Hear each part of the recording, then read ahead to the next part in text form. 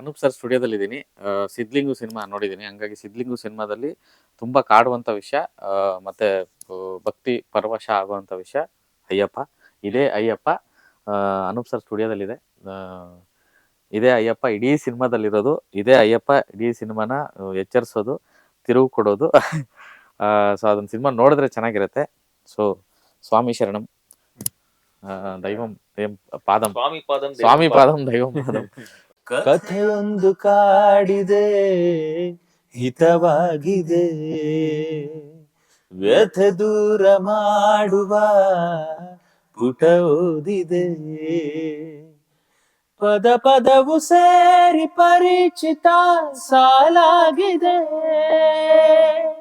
ಆ ಸಾಲ ಸಂಗಮಕ್ಕೀಗ ಸಹಿಯಾಗಿದೆ.